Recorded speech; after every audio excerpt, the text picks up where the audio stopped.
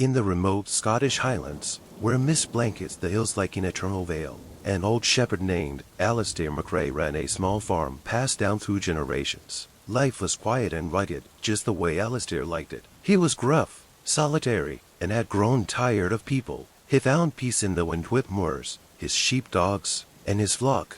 One spring morning, while checking the hill for newborn lambs, Alistair came across something he didn't expect. A tiny, trembling lamb, separated from its mother, its white coat smeared with dirt and blood. Around it were the remains of a terrible attack. A wolf had come down from the mountains during the night. The mother lay still, her final act having shielded her baby. Alistair was about to walk away. Nature was cruel, and he'd learned not to interface with it. But the lamb bleated just once, piercingly, and it stopped him in his tracks. It sounded not like weakness, but defiance. Reluctantly, he took the lamb home and named her Ember. Unlike other lambs, Ember didn't bleat constantly or stumble around blindly. She was focused, watching Alistair with deep, unsettling intelligence. She didn't play with the others. She stood by the fence, staring into the woods, waiting.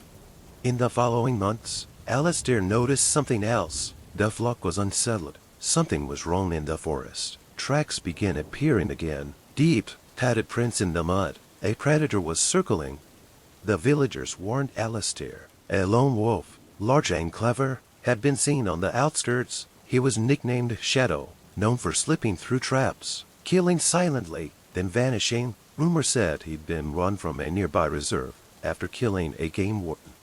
Alistair beefed up his security. He got new fencing, armed himself at night, and began leaving the dogs out. But no matter what he did, Ember would stand at the edge of the pasture every dusk, watching, waiting.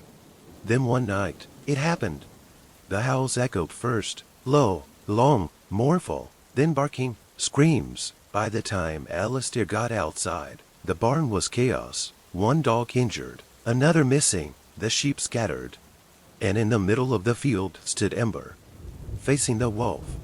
The two locked eyes. Alistair stood frowning, unable to shoot, afraid he'd hit her. Then something unbelievable happened. Ember lowered her head and charged. The wolf lunged, teeth flashing, but Ember was fast, weaving through the mud, nipping and dodging, leading the wolf away from the barn, into the woods, into darkness. Then silence.